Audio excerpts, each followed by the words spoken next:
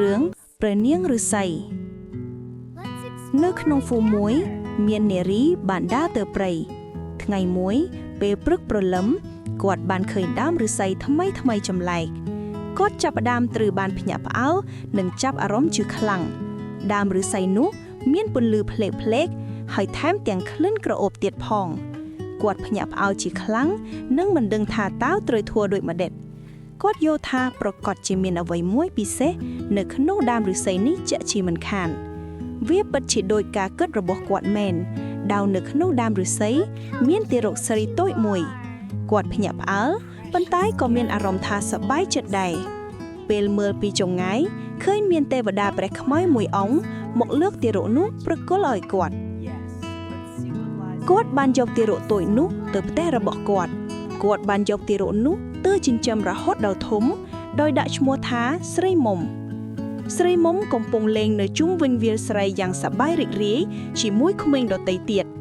នាងមានអារម្មណ៍សប្បាយចិត្តនិងរំភើបជាខ្លាំងមនុស្សក្នុងភូមិទាំងអស់មើលគាត់ដោយស្និទ្ធស្នាលស្រីមុំបានឃើញពីធម្មជាតិនិងវាលស្រែយ៉ាងស្រស់ត្រកាលនាងរំភើបនិងចាប់អារម្មណ៍ចំពោះការរីកចម្រើននៃដំណាំដែលបងប្អូនបានដាំនៅក្នុងភូមិ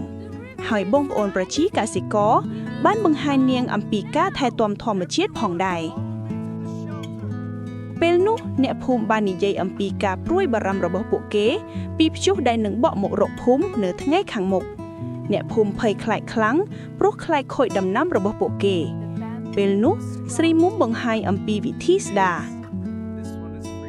ស្រីមុំបានបបួលអ្នកភូមិបិទទំនប់ដើម្បីបង្វាយទឹកមនុស្សក្នុងភូមិក៏បានធ្វើការតាមដែលស្រីមុំប្រាប់ពេលថ្ងៃមួយព្យុះបានមកដល់ហើយទឹកក៏បានហូរទៅផ្នែកម្ខាងដោយមិនប៉ះពាល់ដំណាំទេហើយព្យុះបានបញ្ចប់ហើយភូមិបានសង្គ្រោះ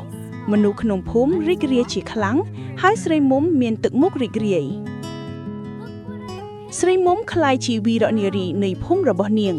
អ្នកភូមិបានថ្លែងអំណរគុណនិងសង្ឃឹមថានាងនឹងជួយថែរក្សាភូមិនេះជារៀងរហូតពេលនោះទេសភាពវាលស្រែកាន់តែស្រស់ស្អាតហើយអ្នកភូមិបានដាក់ឈ្មោះស្រីមុំថាព្រះនាងឫស្សី